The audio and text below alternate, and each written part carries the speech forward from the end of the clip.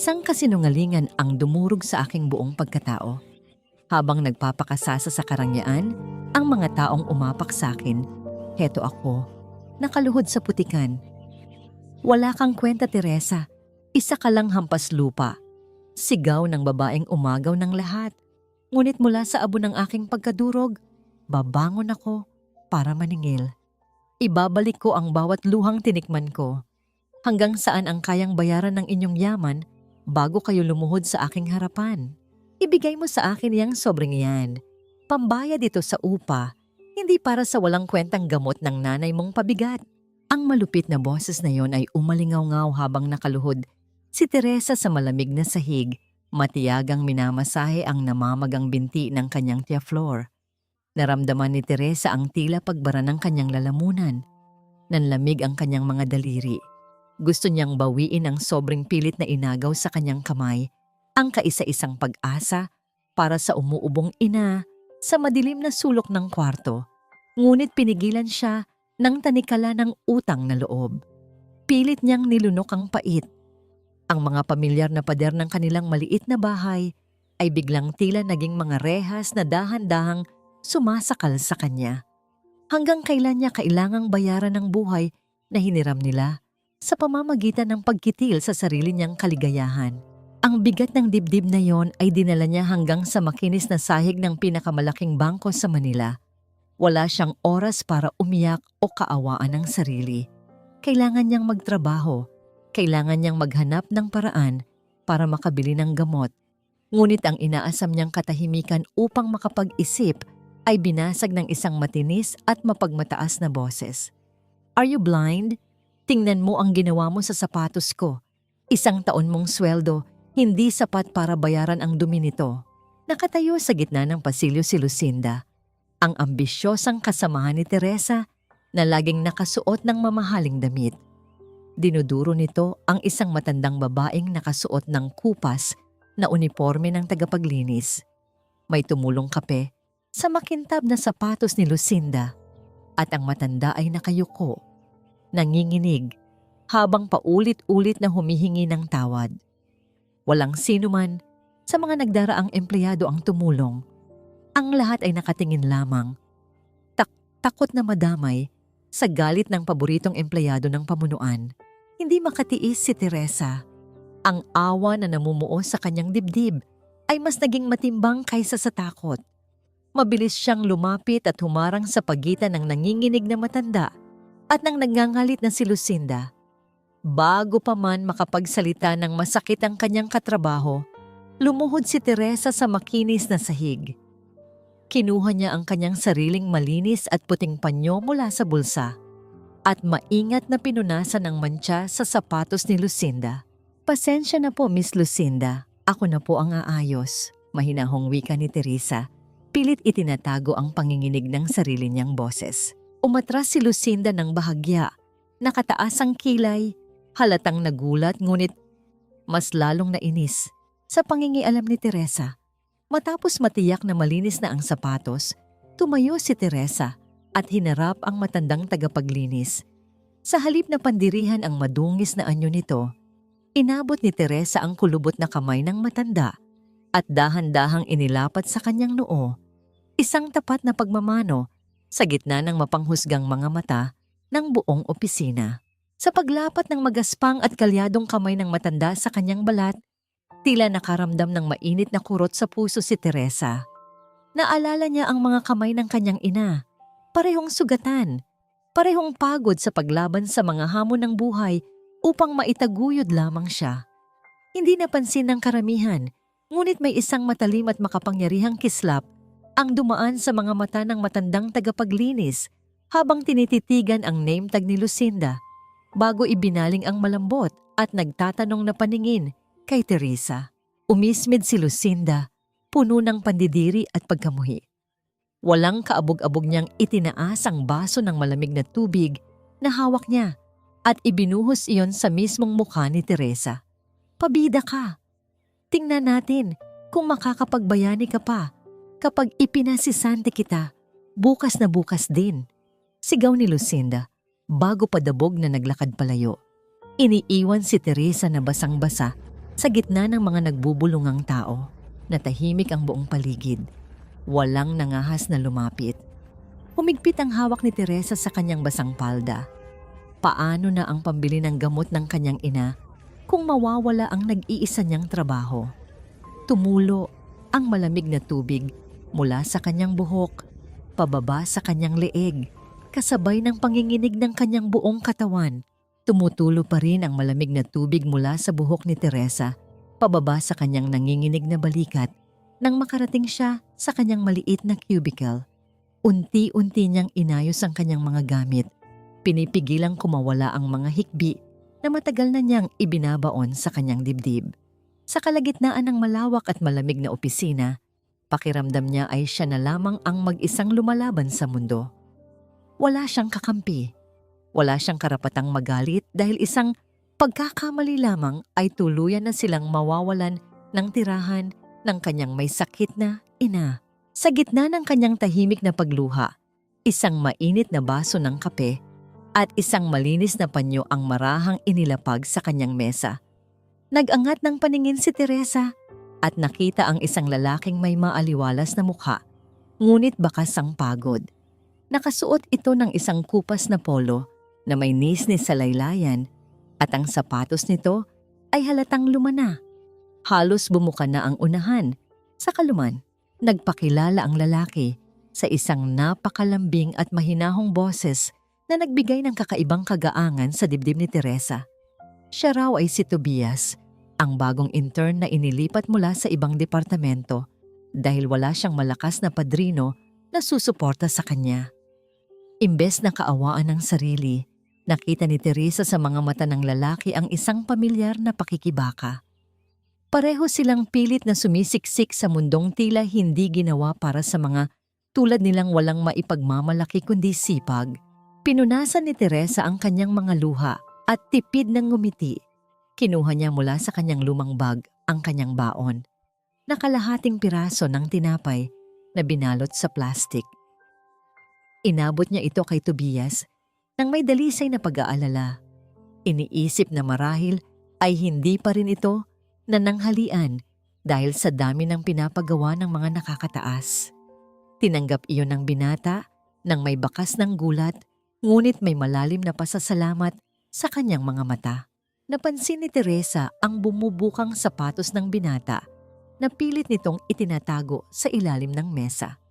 Alam niyang mahigpit ang mga gwardiya sa bangko at tiyak na masisita ito kapag nakita ang ganoong ayos. Nang hindi nagpapahalata, kumuha si Teresa ng isang malinaw na tape mula sa kanyang drawer. Yumuko siya ng bahagya at maingat na binalot iyon sa dulo ng sapatos ni Tobias upang pansamantalang magdikit ang nakangangang swelas nito. Natigilan ng binata sa ginawang yon ng dalaga. Sa sandaling iyon, hindi awa ang naramdaman ni Tobias, kundi isang mainit na alon ng paggalang at paghanga sa kabutihan ng pusong nasa kanyang harapan. Nang iabot ni Tobias ang kanyang kamay upang tulungan si Teresa na umayos ng upo, bahagyang umurong ang manggas ng kanyang kupas na jacket. Sa isang iglap, sumilip ang isang napakakintab at mabigat na relo na halatang nagkakahalaga ng higit pa sa buong buhay na sahod ng isang ordinaryong empleyado. Ngunit bago pa man mapansin ng buo ni Teresa ang kakaibang detalyeng iyon, mabilis na hinila pababa ni Tobias ang kanyang manggas. Itinago ang katotohanang hindi pa dapat mabunyag. Ang maikling sandali ng kapayapaan ay biglang nawasak nang lumapit si Lucinda na may dalang isang makapal at bundok na salansan ng mga folder. Walang habas nitong ibinagsak ang mga dokumento sa mesa ni Teresa. Lumikha ng isang malakas na kalampag na nagpayanig sa mga gamit sa ibabaw nito. May ngiting nanunuyang gumuhit sa mga labi ng ambisyosang babae. Iniutos nito na kailangang matapos ni Teresa ang lahat ng pagsusuri sa mga account bago mag-umaga. Kung mayroong kahit isang pahinang kulang o mali, hindi na siya dapat pang pumasok kinabukasan dahil siguradong tanggal na siya sa trabaho. Ang bawat pag-ikot ng kamay ng orasan sa dingding ay tila nagiging mabigat na paalala ng oras na patuloy na nauubos sa gitna ng malalim at tahimik na gabi. Sa ilalim ng maputlang liwanag ng nag-iisang bombilya sa malawak na opisina, walang ibang gumagalaw kundi ang mga nanginginig na daliri ni Teresa sa ibabaw ng keyboard. Bawat kurap ng kanyang pagod na mga mata ay tila may kasamang mabigat na bato. Subalit hindi siya nag-iisa sa laban na yon. Sa kabilang dulo ng mesa, tahimik na nakaupo si Tobias. Walang maraming salita. Paulit-ulit nitong iniaabot ang mga kinakailangang dokumento. Sinisipat ang bawat hilera ng mga numero upang makasiguro at paminsan-minsan ay tinititigan ng dalaga ng may malalim na pag-aalala. Ang presensya ng lalaking ito na akala niya ay isang hamak na intern lamang na tulad niyang pilit na nakikipagsapalaran ay nagbigay ng kakaibang tapang sa kanyang nanghihinang diwa. Nang sumilip ang unang sinag ng araw sa salamin na dingding ng bangko, natapos din ni Teresa ang higit sa 1,000 pahina ng ulat na walang kahit isang mali. Ngunit bago pa man niya maiunat ang kanyang nananakit na likod, mabilis na lumapit si Lucinda. Kinuha ang makapal na folder mula sa kanyang mga kamay nang walang paalam at naglakad patungo sa opisina ng direktor. Ilang sandali pa, bumalik si Lucinda na may dalang isang murang baso ng milk tea at may halong pagmamalaki sa kanyang tindig. Marahas nitong inilapag ang malamig na inumin sa harap ni Teresa. Isang matamis ngunit nakakalasong na ngiti ang gumuhit sa mga labi ng ambisyosang babae. Pasalamat ka, Teresa, at tinulungan kita. Kung hindi ko inayos ang mga maling computation mo kagabi, paniguradong nasa labas ka na ng kalsada ngayon. Wika ni Lucinda, ginagamit ang malumanay ngunit mapanghusgang tono ng boses. Alam mo naman, wala kang magandang degree mula sa sikat na universidad. Kapag ikaw ang nagpasa niyan ng direkta, hindi ka paniniwalaan ni direktor. Kaya ako na ang umako ng buong ulat para maprotektahan ka. Naiintindihan mo ba kung gaano kita pinapahalagahan bilang kaibigan? Mariing kinagat ni Teresa ang kanyang ibabang labi habang pilit niyang pinipigilan ang anumang emosyon na gustong kumawala. Alam niya sa sarili niya ang katotohanan. Wala siyang pagkakamali sa mga numerong yon. Buong gabi niya iyong pinagtuunan ng oras at pagod kasama si Tobias upang matiyak na tama ang bawat detalye. Ngunit sa harap ng kapangyarihang kayang magdikta ng kapalaran ng mga taong tulad niya, at sa pangambang mawala ng perang kailangan para sa gamutan ng kanyang ina, wala siyang nakitang ibang pagpipilian kundi ang manahimik. Dahan-dahan siyang tumango, tinatanggap ang isang kasunduang alam niyang hindi patas. Pagkatapos ay nagpasalamat siya sa mahinang tinig kahit mabigat ang pakiramdam sa kanyang dibdib. Habang naglalakad palayo si Lucinda, pasimpleng tiningnan nito ang screen ng sariling telepono kung saan umilaw ang isang patagong mensahe. Nakasulat doon ang mga katagang nagpaplano ng mas malalim na kasamaan. Handa na ang account sa Switzerland. Isang mapanuyang ngisi ang kumawala sa kanya, hindi alintana, na may mga matang matalim na nakamasid sa bawat galaw niya. Mula sa kanyang kinatatayuan, nakita ni Tobias ang buong pangyayari. Nagtiim ang kanyang mga bagang at umigting ang kanyang panga sa tindi ng pagpipigil. Hindi niya matanggap na inaangkin ng iba ang dugo at pawis ng babaeng nasa kanyang harapan. Nang tuluyang makalayo ang malupit na katrabaho, lumapit si Tobias kay Teresa. Walang anumang pasubali, dinampot niya ang murang milk tea na ibinigay ni Lucinda at itinapon yon sa basurahan. Kasunod nito, marahan niyang inilapag ang isang mainit na saro ng gatas na siya mismo ang nagtimpla. Walang salitang lumabas sa kanyang mga labi, ngunit ang kanyang mga mata ay nangungusap ng isang matibay na pangako ng pagprotekta. Bago pa man makapagpasalamat si Teresa, umilaw ang kanyang lumang telepono. Ang pangalan ng kanyang Floor ang lumabas sa screen, nagdadala ng isang pamilyar na kilabot sa kanyang gulugod. Nang sagutin niya ang tawag, sumalubong agad ang matalim na boses ng kanyang tiyahin na tila isinusumpa ang kanyang pagkatao. Wala na tayong kuryente, Teresa. Nasaan na ang pambayad mo, ha? Kung hindi ka magdadala ng pera mamayang gabi, itatapon ko palabas lahat ng gamot ng pabigat mong nanay. Wala na kayong silbi.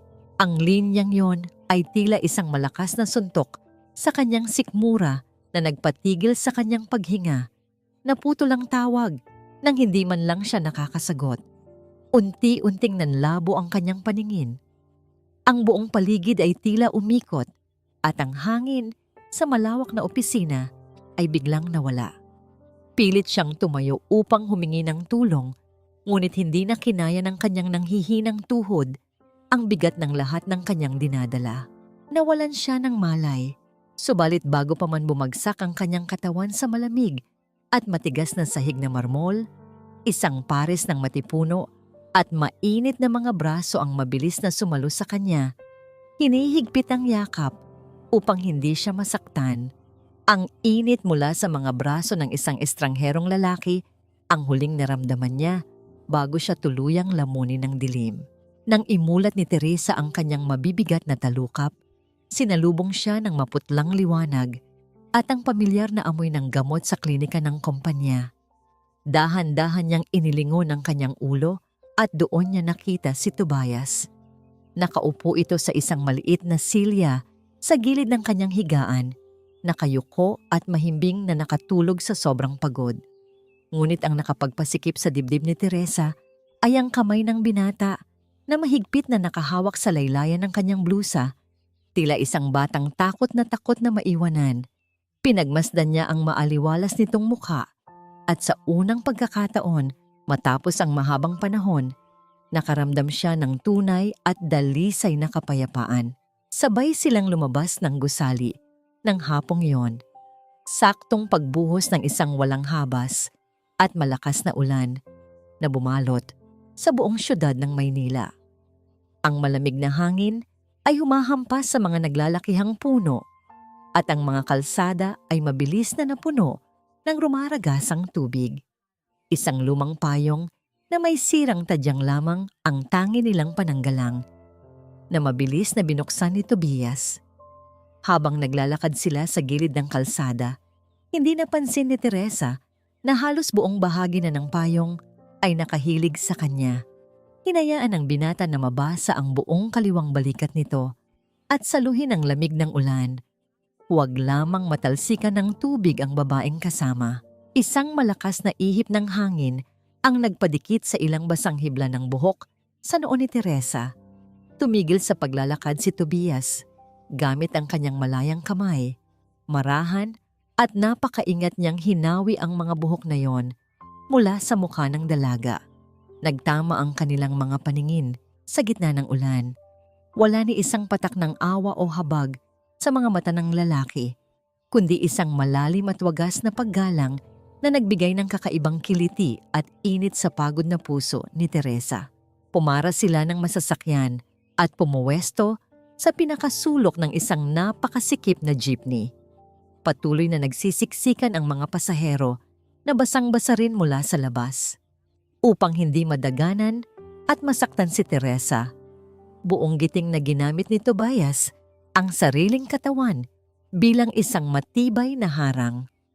Ipinulupot niya ang isang braso sa bakal na hawakan sa itaas at pumuwesto sa mismong harapan ng dalaga. Sa isang biglaang pagpreno ng sasakyan, nawala ng balanse si Teresa at napasandal ang kanyang ulo sa malapad at mainit na dibdib ng binata. Wala siyang narinig kundi ang mabilis at mariing pagtibok ng puso ni Tobias na tila sumasabay sa himig ng bumubuhos na ulan, nagbibigay ng pakiramdam na siya ang pinakaligtas na babae sa buong mundo. Sa likod ng makapal at malabong plastik na pananggalang ng jeepney sa ulan, tahimik na gumagapang sa trapiko ang isang napakamarangya at itim na sasakyan. Ang mga bintana nito ay balot ng pinakamakapal na tint, sadyang nagtatago sa sinumang matang nagmamasid. Sa bawat kilos at paghinto ni Tobias at Teresa, tila isang anino na hindi nila matakasan. Nang makababa sila sa madilim na eskinita, patungo sa inuupahang bahay ni na Teresa. Isang nakapanlulumong tanawin ang sumalubong sa kanila. Ang pinto ng kanilang maliit na silid ay nakabukas ng maluwang. Ang mga lumang unan, sirang upuan, at mga dilatang inipon niya nang matagal ay nagkalat sa labas, hinuhugasan ng malakas na ulan at nilulunod sa putikan. Pinalaya sila ng kanyang sariling kamag-anak. Sa gitna ng rumaragasang tubig sa kanal, isang pamilyar na bag na gawa sa katsa ang walang awang niyurakan at binaon sa putik ng mga nagdaang sapatos, kung saan nakapaloob ang pinakaiingatang litrato ng kanyang namayapang ama, malayo sa malamig at maputik na eskinita kung saan nakatayo sina Teresa. Isang magkaibang mundo ang nagaganap sa loob ng isang napakarangya at eksklusibong restaurant. Nakaupo si Lucinda sa isang malambot na silya, kaharap ang isang babaeng balot sa pinakamamahaling alahas at seda. Ito ay si Renata, ang nag-iisang tagapagmana ng isang bumabagsak na imperyo at ang dating kasintahan ni Tobias na sanay makuha ang lahat ng kanyang gustuhin. Habang pinapaikot ni Renata ang mapulang alak sa loob ng kanyang baso, malamig niyang tinalakay ang pagkaubos ng kaban ng kanilang pamilya na tila nagkukwento lamang ng pagbabago ng panahon. Kailangan niya ng malaking halaga upang maisalba ang kanilang kumpanya at handa siyang bayaran si Lucinda ng milyon-milyon kapalit ng palihim na pagkuha ng pondo mula sa bangko.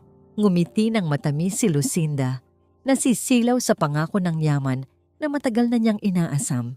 Subalit, alam nilang kailangan nila ng isang tao na sasalo sa lahat ng kasalanan kapag nag-imbestiga ang pamunuan, isang pain na walang kakayahang lumaban. Walang anumang pag-aalinlangan na binanggit ni Lucinda ang pangalan ni Teresa. Siya ang perpektong biktima. May sapat na kaalaman sa sistema ng bangko, ngunit walang kahit anong kapangyarihan o impluensya upang ipagtanggol ang sarili. Bahagyang itinaas ni Renata ang kanyang kamay upang sipatin ang kanyang bagong linis na kuko. Isang bakas ng matinding pandidiri ang gumuhit sa kanyang magandang mukha nang makita ang isang napakaliit at halos hindi mabasang gasgas sa makintab na kulay nito. Sa kanyang paningin, ang buhay at kinabukasan ng isang hamak na empleyadong tulad ni Teresa ay walang ipinagkaiba sa dumi na sumira sa kanyang perpektong kuko. Isang bagay na madaling palitan at walang halaga. Sumang-ayon siya sa plano nang walang kahit isang katiting na konsensya. Kinagabihan, binalot ng matinding katahimikan ang buong gusali ng bangko. Gamit ang mga nakakubling anino, maingat na naglakad si Lucinda patungo sa restricted area. Sa loob ng kanyang palad ay mahigpit niyang hawak ang identification card ni Teresa na palihim niyang dinukot mula sa bag ng dalaga nung inutusan niya itong gumawa ng ulat. Ang bawat hakbang niya ay puno ng masamang balak. Inilapat niya ang ninakaw na card sa sensor ng pinto upang makapasok sa pangunahing sistema ng pananalapi. Hindi alintana ang bigat ng kasalanang kanyang gagawin upang sirain ang isang inosenteng buhay. Ngunit sa hindi kalayuan, sa pinakamadilim na sulok ng pasilyo, kung saan hindi umaabot ang ilaw ng mga poste, isang nakatayong anino ang tahimik na nagmamasid. Isang hindi kilalang figura ang nakasaksi sa palihim na paggamit ni Lucinda ng card ng iba, nananatiling tuwid at tahimik habang pinapanood ang bawat maling galaw ng ambisyosang babae. Sa loob ng silid, mabilis na nag-encode ng mga pekeng utos si Lucinda. Inililipat ang limpak-limpak na pondo patungo sa isang lihim na account sa Switzerland. Pagkatapos ng ilang sandali ng paghihintay, nagpakita sa malaking screen ang isang mensahe na nagpapatunay na matagumpay ang paglipat ng pera. Kasabay nito, dahan-dahang lumabas mula sa makina ang isang nakaimprentang papel, isang pekeng sulat ng pag-amin ng kasalanan na nagtataglay ng buong pangalan at huwad na lagda ni Teresa Villamor. Ang asul na liwanag mula sa screen ng computer ay tahimik na tumama at naglaro sa mukha ni Lucinda. Inilalantad ang isang napakasama at mapanuyang ngiti ng isang taong handang pumatay ng kinabukasan para sa sariling ambisyon. Kinabukasan, sa kabila ng pamamaga ng kanyang mga mata, dulot ng magdamag na pag-iyak matapos itapon ang kanilang mga gamit, pinilit ni Teresa na itapak ang kanyang mga paa sa loob ng bangko. Umaasa siyang makakahingi ng paunang sweldo upang mailipat ang kanyang may sakit na ina na pansamantalang nakikituloy at nagmamakaawa sa loob ng bahay ng kanyang malupit na Tia Flor. Ngunit ang inaasam niyang tulong ay nauwi sa isang napakalagim na bangungot nang ipatawag ang lahat ng empleyado para sa isang biglaang pagpupulong. Sa gitna ng malawak at malamig na bulwagan, tumayo ang punong tagasuri ng kumpanya. Walang anumang panginginig sa boses nitong binasa ang isang ulat na naglalaman ng pangalan ni Teresa Villamor bilang nag-iisang utak sa pagkawala ng milyon-milyong pondo ng bangko. Tila huminto ang pag-ikot ng mundo ng dalaga. Hindi siya makahinga. Pilit siyang umiling at naghahanap ng kakampi sa mga pamilyar na mukha na palagi niyang tinutulungan. Ngunit puro panliliit at pandidiri ang isinukli sa kanya ng mga kasamahan. Sa pagkakataong yun, humakbang pasulong si Lucinda. Ginamit nito ang pinakamagaling nitong pag-arte. Pilit na pinapatulo ang mga huwad na luha habang nagmamakaawa sa direktor na huwag nang ipakulong si Teresa. Ginamit ni Lucinda ang maskara ng isang nagmamalasakit na kaibigan upang idiin ang motibo ng dalaga, ang matinding kahirapan at pagkabaon sa utang nito. Ang mga matatamis at mapanlinlang na salitang iyon ang naging huling pako sa kabaong ng inosenteng pagkatao ni Teresa.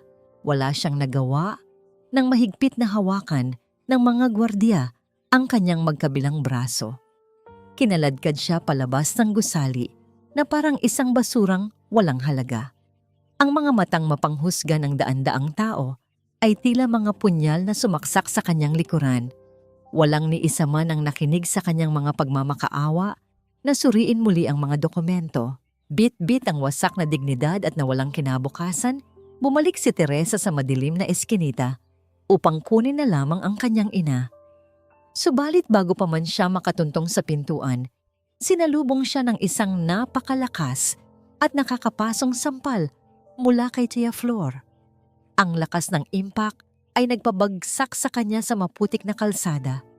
Buong bangis na idineklara ng kanyang tiyahin na hindi na niya kilala ang pamangking magnanakaw. Sabay tulak sa kanya palayo. Isinara nito ang pinto at walang awang ikinandado. Mula sa loob, dinig na dinig ni Teresa ang nakapanlulumong pag-iyak at pagmamakaawa ng kanyang may sakit na ina. Pilit kinakatok ang kahoy na harang maabot lamang ang kanyang anak. Bumagsak ang panibagong ulan, sumasabay sa tuluyang pagguho ng kanyang mundo. Niyakap ni Teresa nang napakahigpit ang isang lumang jacket ng kanyang ina na nakuha niya mula sa mga nakakalat na gamit.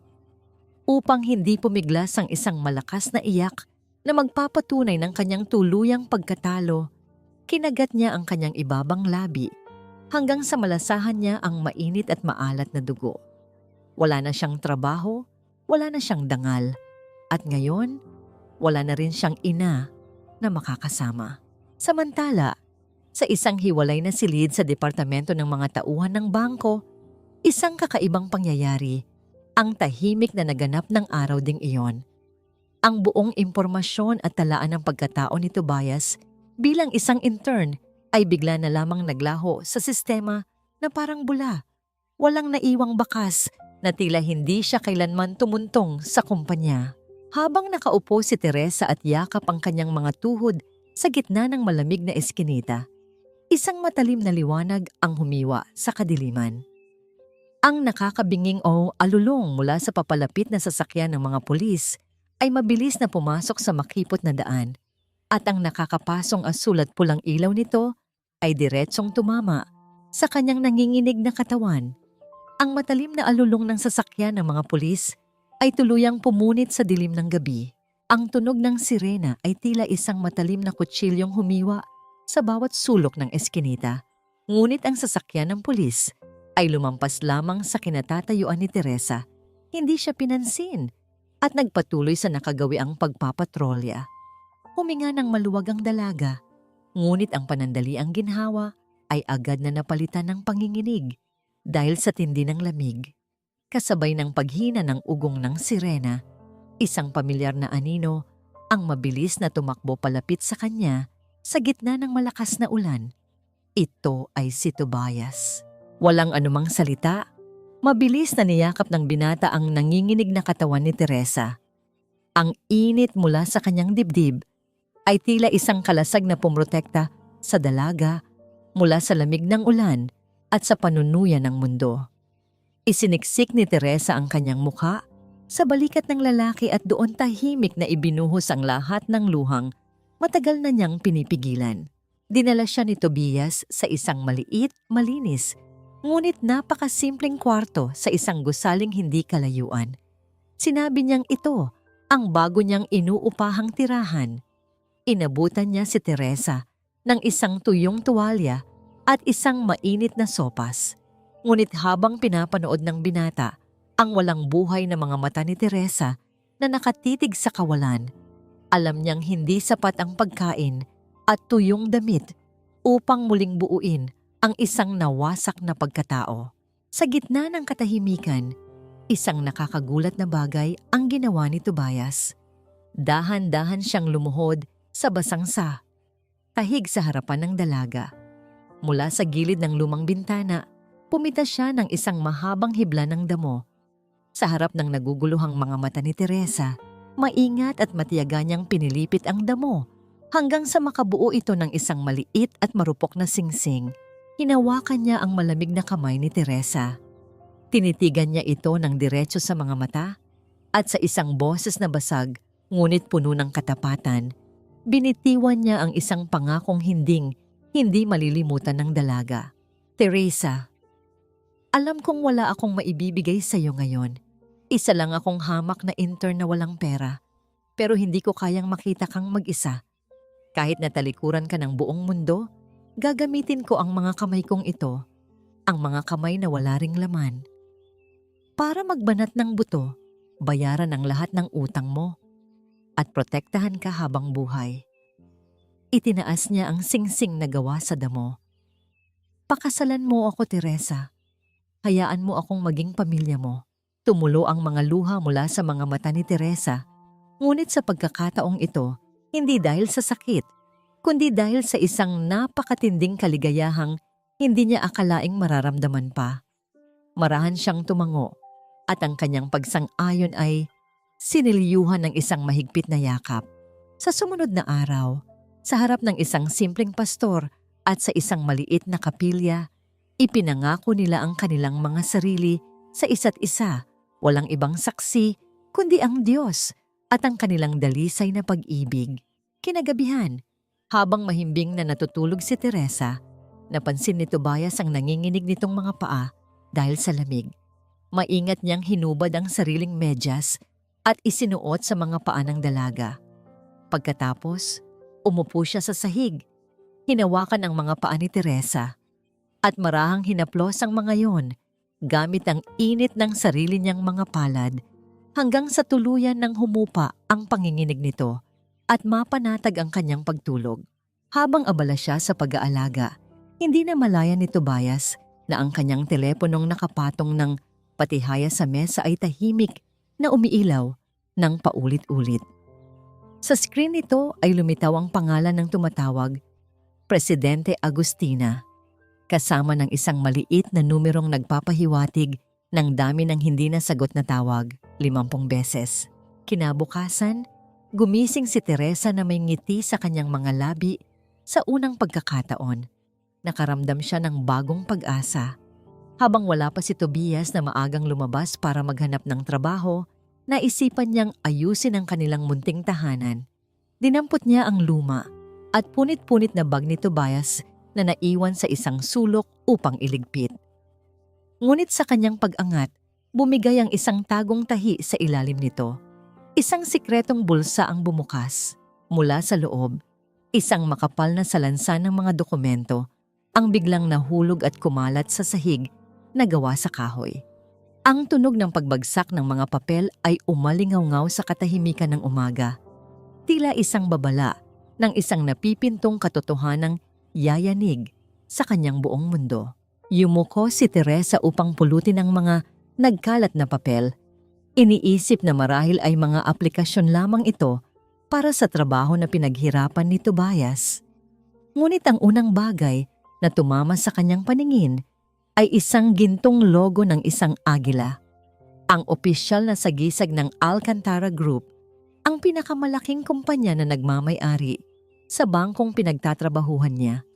Nanlamig ang kanyang mga daliri habang binubuklat ang susunod na pahina. Isang matigas na plastic na card ang madulas na lumabas mula sa gitna ng mga dokumento. Ito ay isang itim na identification card na may mga letrang nakaukit sa ginto. Tobias Alcantara, Chief Executive Officer. Ang hangin sa loob ng maliit na kwarto ay tila biglang naglaho. Nakaramdam si Teresa ng isang matinding hilo na tila umiikot ang buong paligid. Ang bawat tibok ng kanyang puso ay naging isang mabigat na hampas sa kanyang dibdib. Hindi siya makapaniwala. Paulit-ulit niyang binasa ang pangalan. Tinitigan ang litrato ng kanyang asawa sa card na yon. Ang parehong mukha na humahalik sa kanya kagabi. Ang parehong lalaki na nagsabing wala siyang pera at handang magbungkal ng lupa para sa kanya. Isang malaking biro. Isang napakasakit at napakalupit na biro. Biglang nagbalik sa kanyang isipan ang lahat ng kanilang pinagdaanan. Ang pagtitiyaga nila sa tuyong tinapay, ang pagtitiis sa sirang payong, ang sapatos na binalot niya ng tape dahil akala niya ay wala na itong suwelas. Ang lahat ng iyon ay isa lamang palang palabas. Habang iniisip niya na magkasama silang lumalaban sa hirap, pinapanood lamang pala siya ng lalaking ito mula sa itaas ng kanyang trono. Ang bawat patak ng kanyang luha, ang bawat panginginig niya sa takot na mawalan ng trabaho ay marahil naging bahagi lamang ng isang survey o isang decency test para sa mga tulad niyang mahihirap. Naramdaman niya ang hapdi ng singsing na gawa sa damo sa kanyang daliri. Kanina lamang ay itinuturing niya itong pinakamahalagang hiyas sa mundo. Ngunit ngayon, ang tuyong damo na yon ay tila naging isang rehas na nagpapaalala sa kanyang pagiging hanggal. Nakaramdam siya ng matinding pagkapahiya.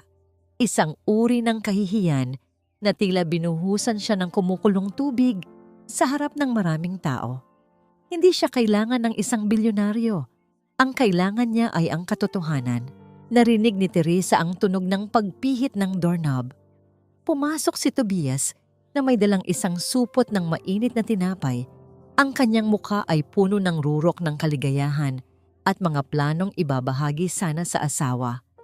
Ngunit ang nangiting iyon ay biglang naglaho nang makita niya si Teresa na nakatayo sa gitna ng kwarto. Hawak ang itim na card at ang mga dokumento ng Alcantara Group. Ang supot ng tinapay ay dahan-dahang nalaglag mula sa kamay ni Tobias, lumikha ng isang mahinang kaluskos sa sahig na tila naging hudyat ng pagtatapos ng kanilang maikling paraiso. Walang sinumang nagsalita. Ang katahimikan sa loob ng kwarto ay naging napakabigat. Tila isang pader na biglang namagitan sa kanilang dalawa. Dahan-dahang itinaas ni Teresa ang kanyang kamay. Sa harap ng mga nanlulumong mata ni Tobias, dahan-dahan niyang hinubad ang singsing na gawa sa damo. Walang kahit anong emosyon sa kanyang mukha, ngunit ang kanyang mga mata ay puno ng isang luhang hindi na kayang pumatak sa sobrang sakit. Inilapag niya ang marupok na singsing sa ibabaw ng ID card ni Tobias. Ang tuyong damo sa ibabaw ng gintong pangalan ng isang CEO. Bago siya tuluyang humakbang palayo, napansin ni Teresa ang isang detalye sa takeover report na hawak niya. May isang pirma sa ilalim ng pahina, ang pirma ng taong nag-apruba sa lahat ng pagbabago sa bangko na naging dahilan ng kanyang pagkakasibak. Hindi iyon pirma ni Tobias, Ito ay isang pirma na tila pamilyar, ngunit hindi niya matukoy kung saan niya ito huling nakita. Tumingin si Teresa nang diretso sa mga mata ni Tobias. Ang kanyang boses ay naging kasing lamig ng yelo na bumaon sa puso ng binata.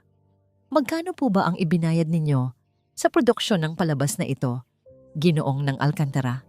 Sapat na ba ang mga luha ko para masabing naging matagumpay ang inyong eksperimento? Tumalikod si Teresa at lumakad patungo sa pinto. Ang bawat hakbang niya ay tila isang pagpunit sa mga pangakong binuo nila sa ilalim ng ulan. Hindi siya lumingon. Kahit narinig niya ang basag na tinig ni Tobias na tinatawag ang kanyang pangalan, isang tinig na dati ay nagbibigay sa kanya ng lakas.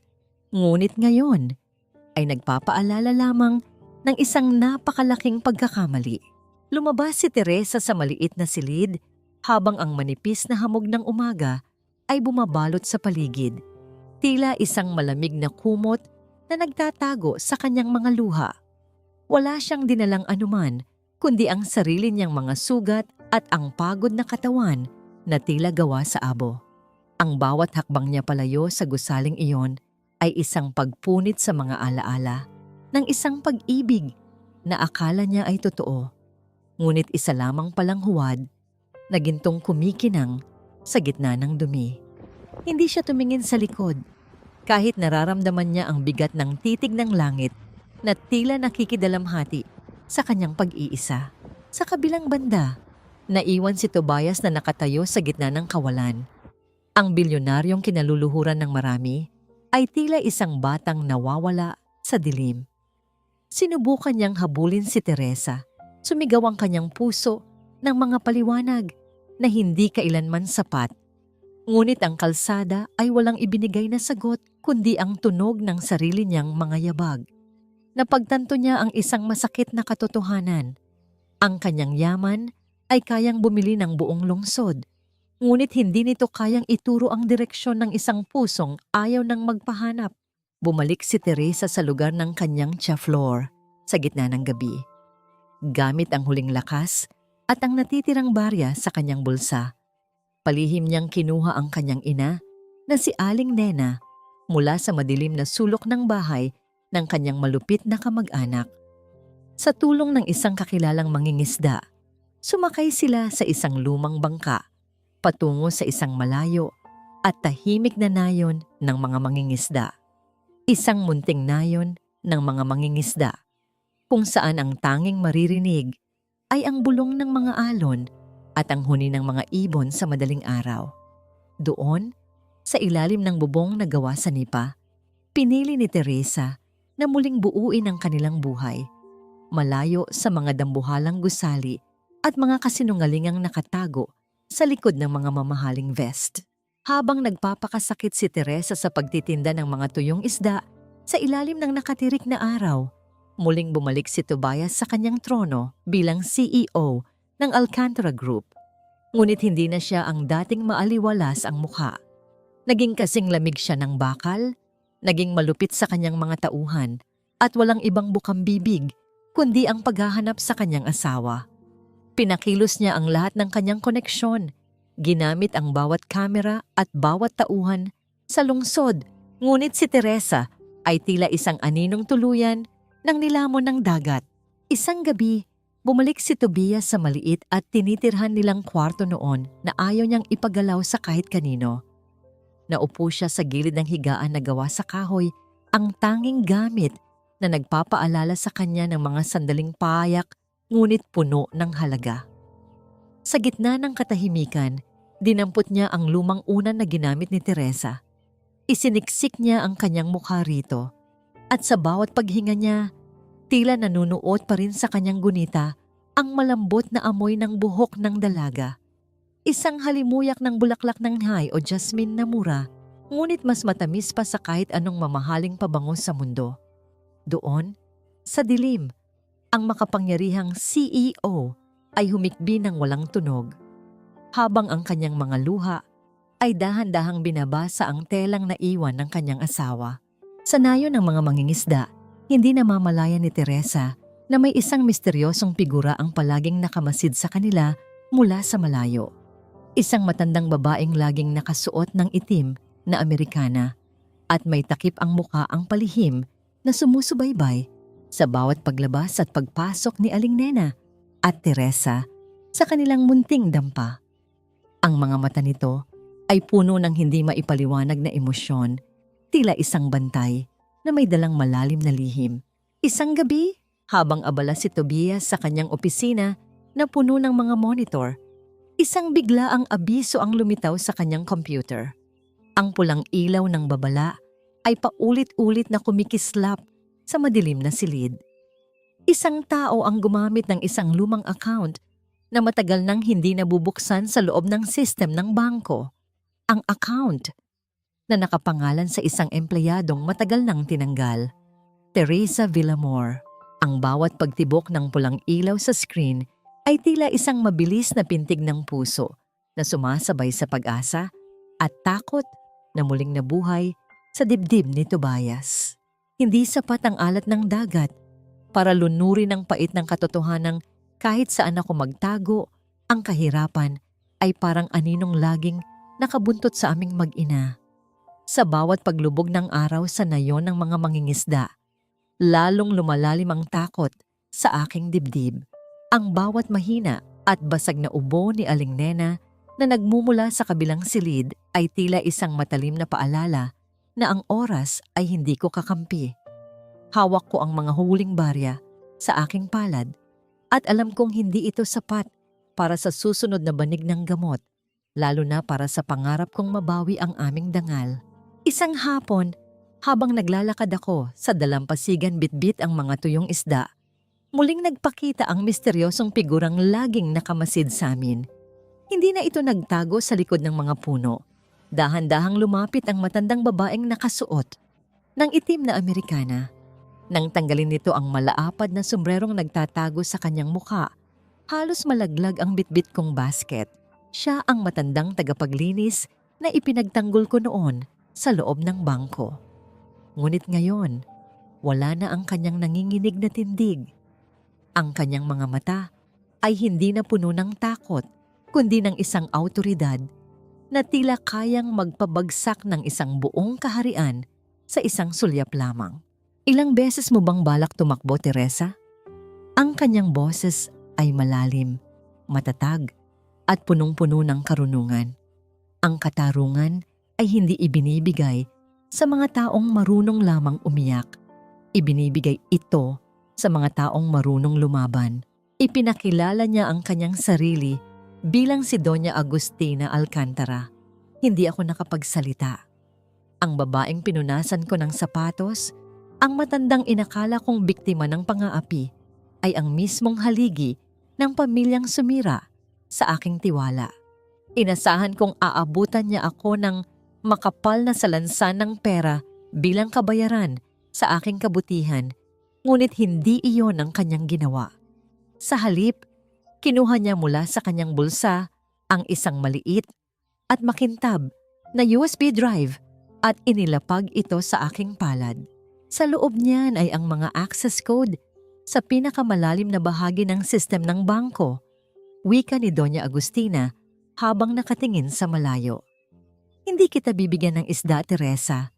Bibigyan kita ng paraan para makuha ang buong karagatan. Gamitin mo ang talino mo.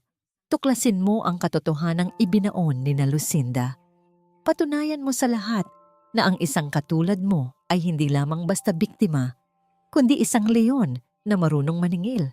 Nang gabing iyon, matapos makatulog ang aking ina, naupo ako sa harap ng isang lumang laptop na hiniram ko sa kapitan ng nayon. Sa ilalim ng aandap-andap na liwanag ng gasera, isinalpak ko ang USB drive. Ang bawat pagtipas ng aking mga daliri sa keyboard ay tila naging isang dahan-dahang pagpunit sa mga dambuhalang kasinungalingang bumabalot sa aking pangalan. Pinasok ko ang mga code, nilampasan ang mga firewall, at doon ko nakita ang mga nakatagong transaction na hindi kailanman lumabas sa opisyal na audit. Nakita ko ang mga bakas ni Lucinda. Bawat peking account, bawat sentimong ninakaw, ay may mga fingerprints na digital na hindi niya magagawang burahin ng tuluyan. Ngunit ang mas ikinagulat ko ay ang pagkakadiskubre sa isang ghost company na tumatanggap ng malalaking halaga mula sa bangko. Isang kumpanyang ang tunay na nagmamay-ari ay walang iba kundi si Renata. Habang lumalalim ang gabi, matagal kong pinagmasdan ang aking refleksyon sa lumang salaming may mga bitak. Unti-unti nang naglaho ang takot at pagdududa na matagal kong pinasan. Tahimik kong kinuha ang gunting at dahan-dahang pinaikli ang aking buhok hanggang umabot ito sa aking balikat. Habang isa-isang bumabagsak ang mga hibla sa sahig, pakiramdam ko'y iniiwan ko rin ang lahat ng sakit, panghihinayang at kahinaang minsang humadlang sa akin. Nang muli akong tumingin sa salamin, ibang babae na ang nakita ko. Matatag ang kanyang titig, matibay ang kanyang loob, at handa siyang harapin ang anumang pagsubok na darating sa kanyang buhay. Hindi ko kailangan ng awa ni Tobias. Hindi ko kailangan ang yaman ng mga alkantara. Ang kailangan ko ay ang aking dignidad at handa akong sunugin ang buong mundo, makuha lamang iyon. Habang tumatakbo ang huling bahagi ng data analysis sa screen, lumitaw ang isang IP address, ang eksaktong lokasyon kung saan ginawa ang huling illegal na transfer. Hindi ito mula sa loob ng bangko. Hindi rin ito mula sa bahay ni Lucinda. Ang IP address na yon ay nakaturo sa mismong penthouse ni Renata de los Santos. Ang bigat ng corona ay hindi nararamdaman sa ginto nito, kundi sa mga lihim na kailangan nitong pasanin. Sa loob ng marangyang opisina ng CEO, ang katahimikan ay tila isang malapot na usok na sumasakal kay Tobias. Wala siyang ibang ginawa sa nakalipas na mga araw, kundi ang tumitig sa mga monitor. Sinusubukang balikan ang bawat segundo bago nawala ang babaeng nagbigay sa kanya ng tunay na kahulugan ng pag-ibig. Ngunit sa pagkakataong ito, hindi ang mga tauhan niya ang nakahanap ng sagot, kundi ang isang hindi kilalang nagpadala ng email na pumasok sa kanyang pribadong server. Isang kalakip na video file ang bumukas sa malaking screen. Ito ang mga buradong footage mula sa security camera ng bangko noong gabing naganap ang nakawan. Habang pinapanood ni Tobias ang bawat galaw sa madilim na pasilyo, naramdaman niya ang panlalamig ng kanyang buong katawan. Doon, sa ilalim ng aandap-andap na ilaw ng opisina, malinaw niyang nakita si Lucinda. Nakita niya ang bawat palihim na sulyap nito sa paligid, ang mabilis na pagkuha ng identification card mula sa bag ni Teresa at ang malamig na paggamit nito sa computer ng dalaga upang isagawa ang krimen. Ang bawat kilos ni Lucinda ay tila isang dahan-dahang pagbaon ng patalim sa likod ng isang kaibigan. Ngunit ang mas nagpadurog sa puso ni Tobias ay ang sumunod na nadiskubre ng kanyang mga tauhan sa pagsusuri ng mga naiwang gamit ni Teresa. Mula sa ilalim ng isang lumang notebook, nahulog ang mga reseta at ulat ng doktor para kay Aling Nena. Doon lamang nalaman ni Tobias ang tungkol sa malalang karamdaman ng ina ni Teresa at ang napakalaking halagang kailangan nito para sa operasyon. Napagtanto niya na habang nilalaro niya ang papel ng isang mahirap na intern para subukin ang katapatan ni Teresa, ang babaeng ito ay pasan-pasan na pala ang buong mundo. Hindi ito nagpakasal sa kanya dahil sa pera. Dahil sa paningin ni Teresa, pareho silang walang-wala. Nagpakasal ito sa kanya dahil sa gitna ng pinakamadilim na gabi ng buhay nito, ang tanging liwanag na nakita nito ay ang pangako ng kanyang pag-ibig. Ang bawat alaala ng kanilang simpleng kasal, ang sing-sing na gawa sa damo, at ang mga gabing magkasama silang nagtitiis sa ulan ay muling bumalik sa kanya. Ngunit ngayon ay may kasama ng matinding pait ng pagsisisi. Naramdaman ni Tobias ang isang matinding galit, hindi lamang kay Lucinda, kundi sa sarili niya.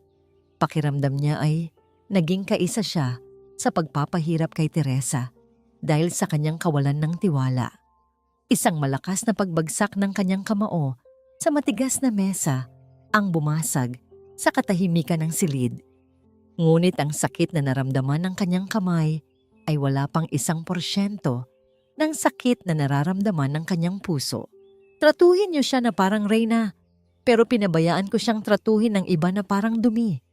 Bulong ni Tobias sa hangin habang ang kanyang mga mata ay nanunubig sa galit at pighati. Hindi na siya ang mahina at mapagpanggap na intern na nakilala ni Teresa. Ang bawat hibla ng kanyang pagkatao ay muling nabuo bilang isang malupit at mapaghiganting CEO. Alam niyang papalapit na ang gabi ng anibersaryo ng bangko, ang gabi kung saan nakaplano ang pagpaparangal kay Lucinda. Isang mapanganib na plano ang nabuo sa kanyang isipan. Hindi lamang niya gustong patunayan ang kawalang sala ni Teresa. Gusto niyang makita ang bawat taong umapak sa kanya na mawalan ng lahat ng kanilang ipinagmamalaki sa harap ng buong mundo. Tinawag ni Tobias ang kanyang pinakatiwalang assistant at ang kanyang boses ay tila galing sa ilalim ng lupa sa tindi ng kapangyarihan. Ipinag-utos niya ang paghahanda sa malaking bulwagan. Ipinag-utos din niya ang paglalagay ng mga karagdagang gwardiya na may mahigpit na instruksyon. Walang sino mang makakalabas kapag nagsimula na ang programa. Siguraduhin niyo na ang bawat pintuan, bawat exit, at maging ang mga bintana ay nakakandado ng maigi. Wika ni Tobias habang nakatingin sa labas ng gusali, kung saan ang mga ilaw ng lungsod ay tila maliliit na apoy na handa ng lamunin ng darating na bagyo. Ngayong gabi, walang makakatakas sa katarungan. Ang tunog ng metal na pagpindot sa control panel ng seguridad ay umalingaw-ngaw sa buong silid. Hudyat ng pagkakandado ng buong gusali. Ang bawat sulok ng marangyang bulwagan ng Alcantara Group ay nagniningning sa ilalim ng mga dambuhalang kristal na chandelier na tila mga bituing bumagsak mula sa langit upang saksihan ang tagumpay ng mga kasinungalingan. Ang halimuyak ng mga mamahaling bulaklak at ang amoy ng mamahaling alak ay humahalo sa malamig na hangin mula sa aircon. Ngunit sa likod ng lahat ng karangyang ito, may isang tensyong hindi maipaliwanag na bumabalot sa paligid. Ang mga pintuan ng exit ay tahimik na nakakandado. Isang katotohanang walang sino man sa mga bisita ang nakakaalam habang sila ay abala sa pagtatawanan at pagbati sa isa't isa. Sa gitna ng entablado, nakatayo si Lucinda, suot ang isang kumikinang na gown na tila gawa sa mga luha ng mga taong kanyang inapakan. Hawak niya ang isang kristal na plake, ang parangal para sa pagiging natatanging empleyado ng taon. Ang kanyang ngiti ay perpekto.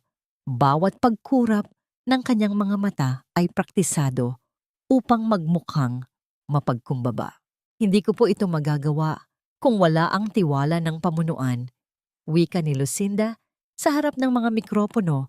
Ang kanyang boses ay puno ng huwad na emosyon. Ang bawat sentimong pinangalagaan ko sa bangkong ito ay itinuring kong parang sarili kong dugo. Masakit man na may mga kasamahan tayong naligaw ng landas tulad ni Teresa, ngunit narito ako upang tiyakin na mananatiling malinis ang pangalan ng Alcantara. Sa hanay ng mga VIP, nakaupo si Renata de los Santos. Ang kanyang tindig ay tila isang rehas na hindi kayang tibagin.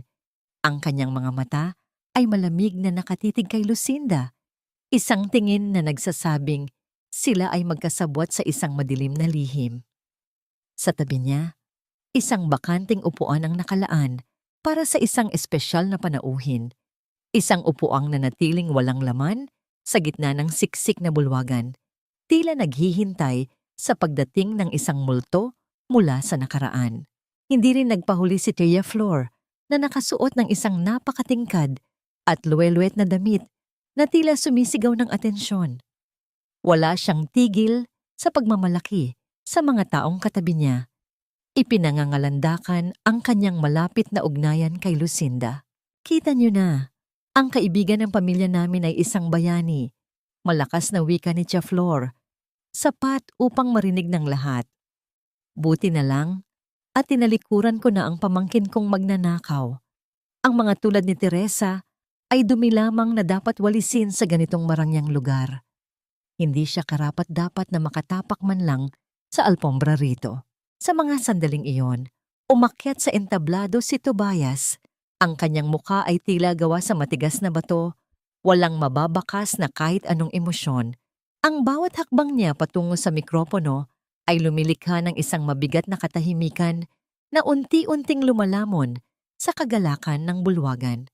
Ang mga mamamahayag ay mabilis na inayos ang kanilang mga kamera, handang kuhanin ang bawat salita mula sa makapangyarihang CEO. Ngayong gabi, hindi lamang natin ipinagdiriwang ang yaman ng bangkong ito. Simula ni Tobias, ang kanyang boses ay tila kulog na dumadagundong sa loob ng silid. Ipinagdiriwang din natin ang katotohanan, dahil ang katotohanan, gaano man ito kailalim na ibaon, ay laging humahanap ng paraan upang lumabas at maningil. Biglang bumukas ang malalaking pintuan sa dulo ng bulwagan. Ang tunog ng pagpihit ng metal ay umalingaw-ngaw at ang liwanag mula sa pasilyo ay pumasok na nagbibigay diin sa isang aninong dahan-dahang naglalakad patungo sa gitna. Ito ay isang babaeng nakasuot ng puting vest na tila isang baluti ng katarungan. Ang kanyang buhok ay maikli na hanggang balikat na naglalantad sa kanyang matapang at maaliwalas na mukha. Ang bawat pagtama ng kanyang matitigas na takong sa makinis na sahig na marmol ay tila isang dahan-dahang pagbibilang ng mga huling sandali ng mga taong nagkasala sa kanya. Si Teresa Villamor ay nagbalik. At sa pagkakataong ito, hindi na siya ang babaeng yuyuko sa harap ng kahit na sino. Ang bawat mata sa bulwagan ay nakatuon sa kanya. Ang katahimikan ay naging napakabigat, tila isang tali na dahan-dahang humihigpit sa leeg ni Lucinda at Renata. Nanigas si Lucinda sa gitna ng entablado.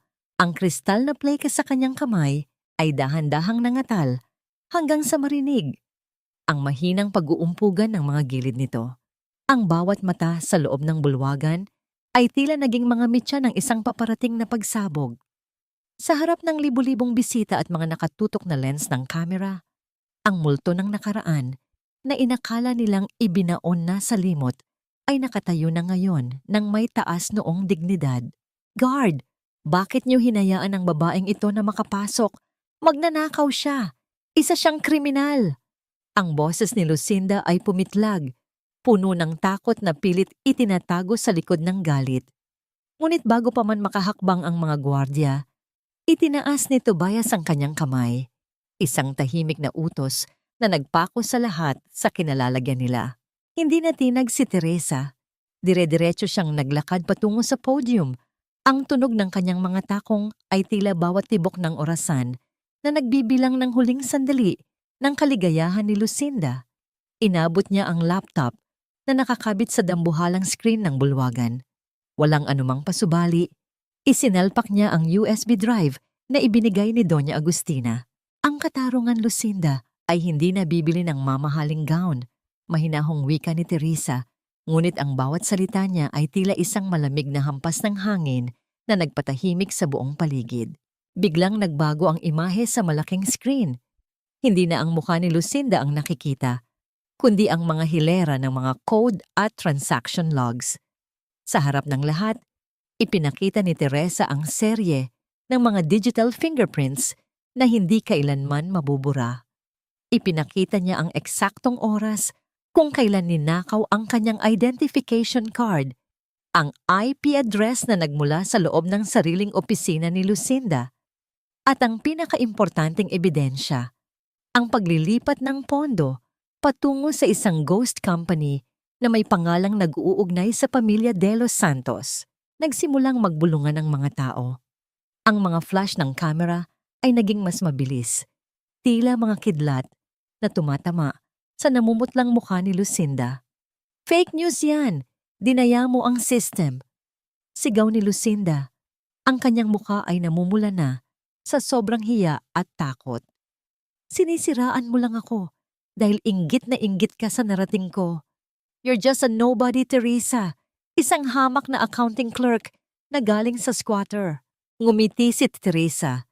Isang ngiting puno ng pait, ngunit may kasamang tagumpay.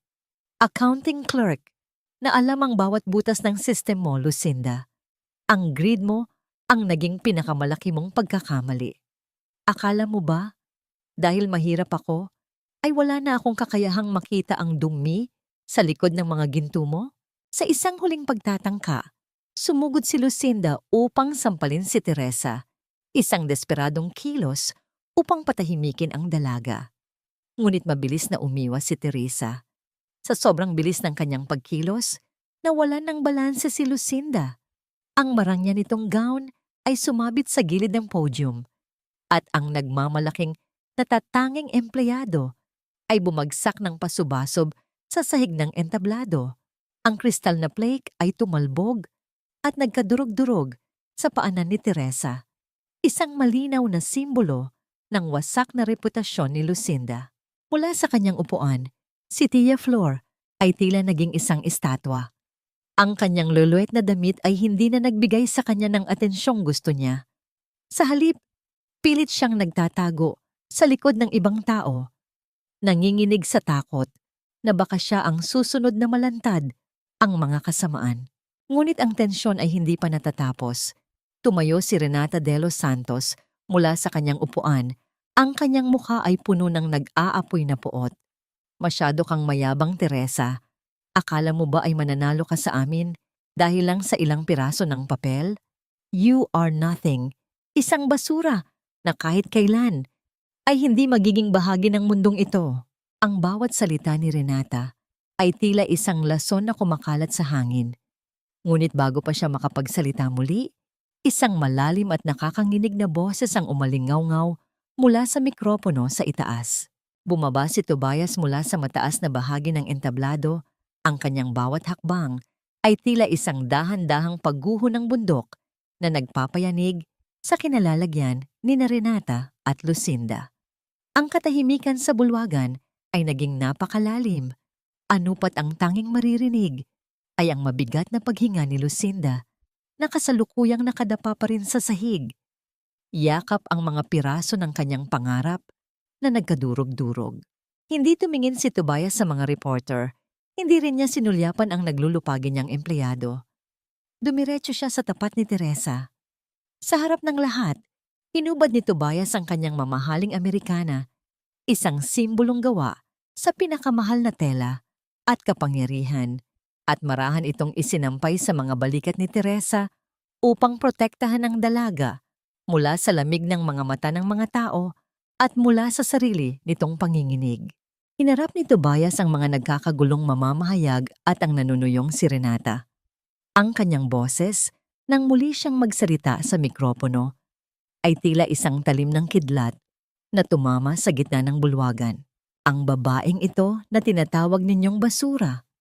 Ang babaeng ito na pilit ninyong ibinabaon sa putik upang itago ang sarili ninyong dumi. Huminto si Tobias at hinawakan ang kamay ni Teresa ng napakahigpit. Siya ay hindi lamang isang accounting clerk. Siya ay si Teresa Villamor Alcantara, ang aking asawa. Ang nag-iisang babaeng pinili kong pakasalan sa harap ng Diyos bago niyo pa man malaman kung sino talaga ako. Isang sabay-sabay na pagsinghap ng gulat ang bumalot sa silid. Si Renata ay tila nawalan ng lakas. Napakapit siya sa sandalan ng kanyang upuan habang ang kanyang mukha ay naging kasing puti ng papel. Ang kanyang kumpanya na inaasahang maisasalba ng pamilya Alcantara ay tuluyan ng gumuho sa isang pangungusap lamang. As of this moment, Lucinda Reyes is terminated for fraud and corporate theft. Malamig na utos ni Tobias habang nakatitig sa nanginginig na babae sa sahig. At para sa inyo, Miss De Los Santos, ang lahat ng kontrata at suportang pinansyal ng Alcantara Group sa inyong pamilya ay pinuputol ko na ngayon. Haharapin ninyo ang batas sa salang sabuatan at paninirang puri. Sa kabilang dulo, ang mga gwardiya ay mabilis na lumapit kay Tia Flor. Ang babaeng kanina lang ay nagmamayabang ay kinaladkad ngayon palabas. Ang kanyang mga sigaw ng pagmamakaawa ay hindi pinansin ng sinuman. Ang kanyang luway-luwet na damit ay tila naging isang malaking biro habang siya ay itinatapon palabas ng marangyang gusali. Ngunit ang pinaka-hindi inaasahang pangyayari ay ang ginawa ng makapangyarihang CEO sa gitna ng entablado.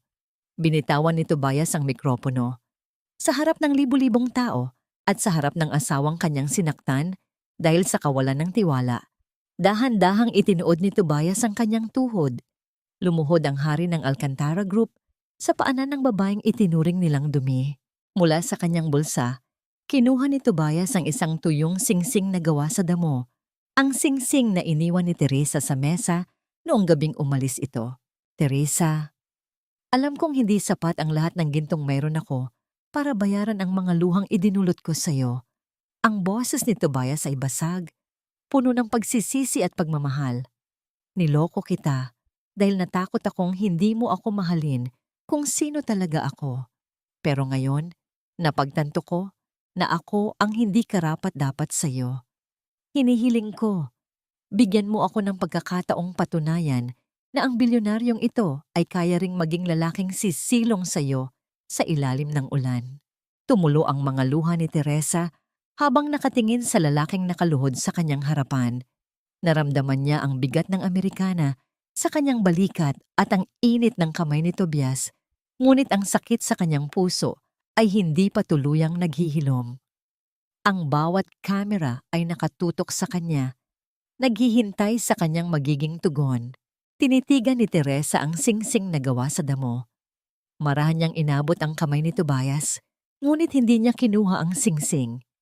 Sa halip, marahan siyang lumayo.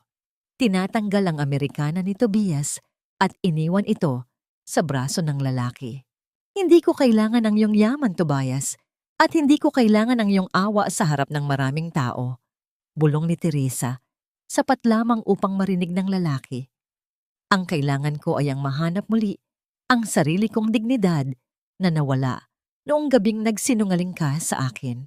Tumalikod si Teresa at naglakad palabas ng bulwagan. Ang kanyang anino ay tila isang reyna na lumalayo sa trono. Mas pinipiling maglakad sa dilim ng may malinis na budhi kaysa manatili sa isang palasyong binuo sa mga lihim.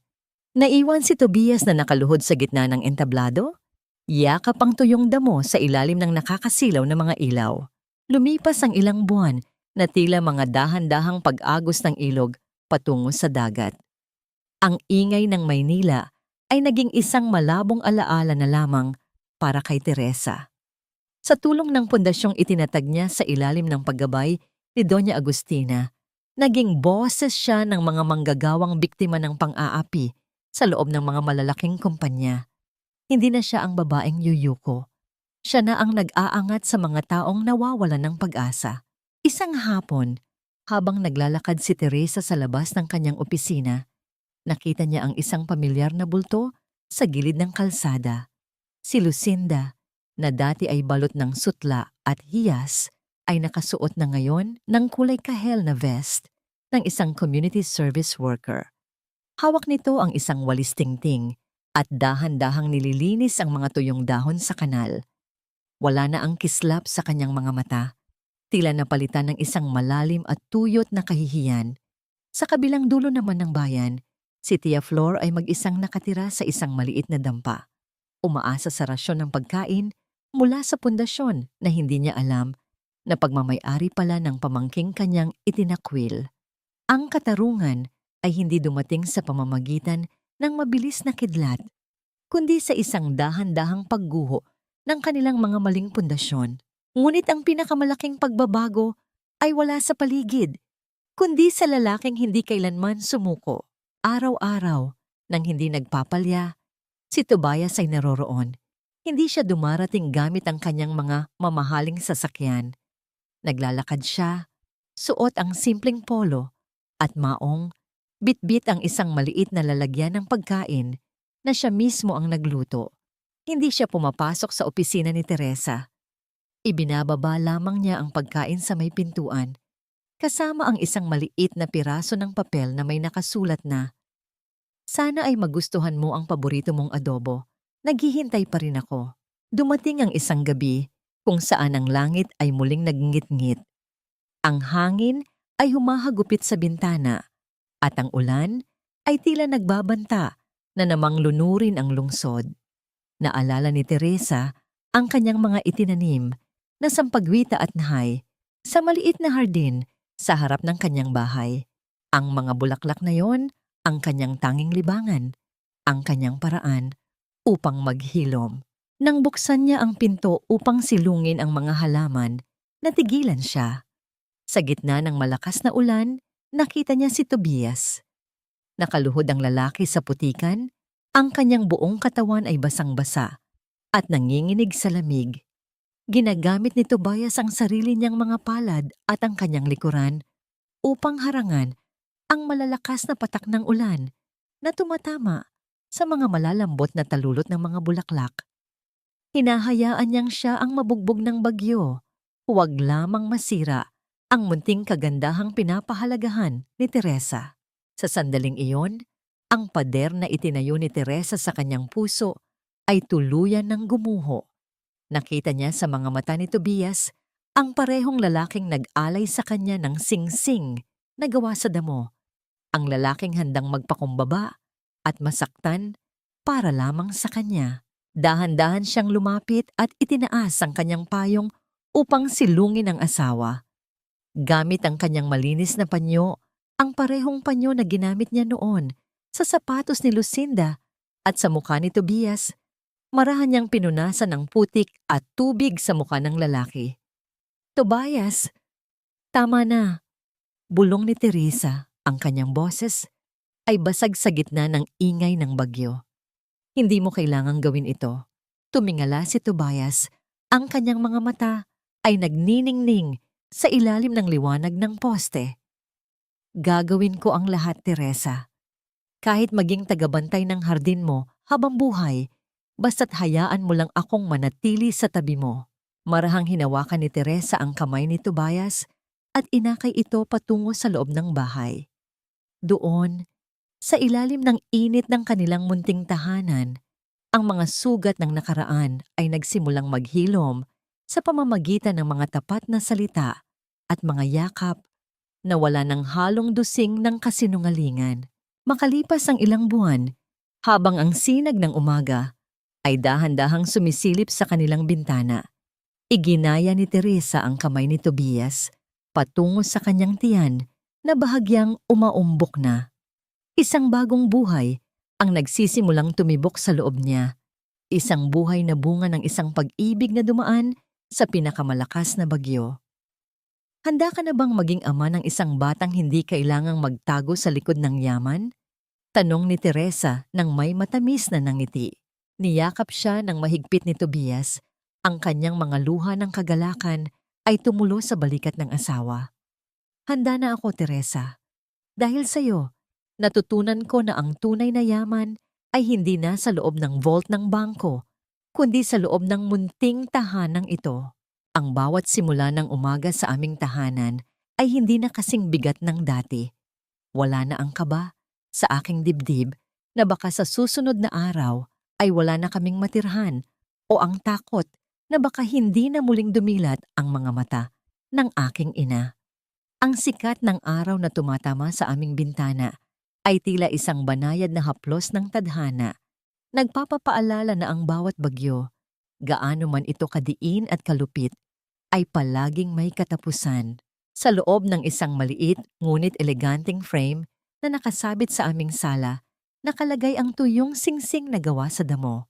Katabi nito, ang unang litrato ng aming anak na si Maria, na himbing na natutulog sa kanyang duyan. Ang tuyong damo na yon ang nagsisilbing aming angkla, isang paalala na ang aming pag-ibig ay hindi nagsimula sa mga gintong alahas o sa kapangyarihan ng isang CEO, kundi sa isang gabi ng ulan kung saan ang tanging meron kami ay ang aming mga pangako at ang aming pananalig sa isa't isa. Nakalipas na ang sapat na panahon para masabi kong ang pagpapatawad ay hindi isang biglaang desisyon, kundi isang dahan-dahang proseso ng paghilom. Napatawad ko na si Tobias, hindi dahil sa kanyang yaman, kundi dahil sa bawat araw na pinatunayan niya na ang katapatan ay higit na mahalaga kaysa sa kahit anong lihim. Si Tobias ay hindi na ang lalaking nagtatago sa likod ng maskara.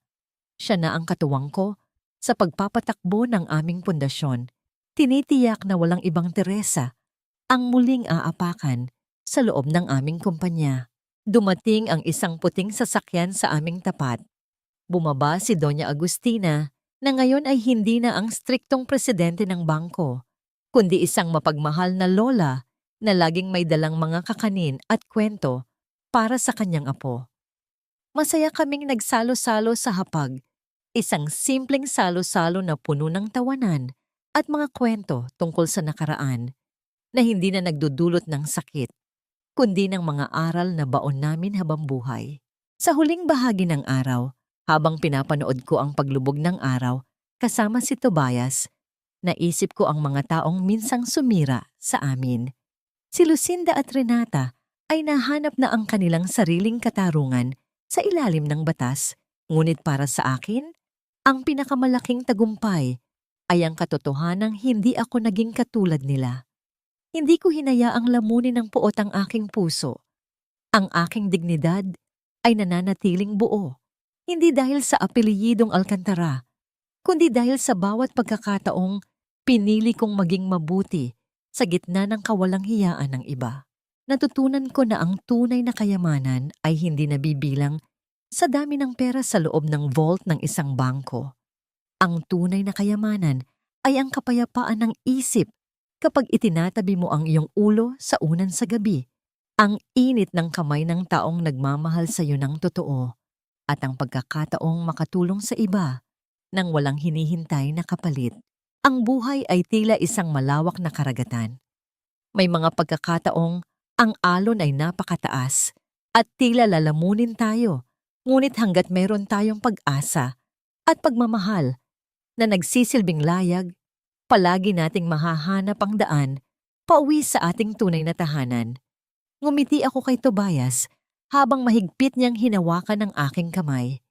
Sa ilalim ng nagbabagong kulay ng langit, alam kong sa wakas, nahanap na namin ang aming tunay na langit dito sa lupa.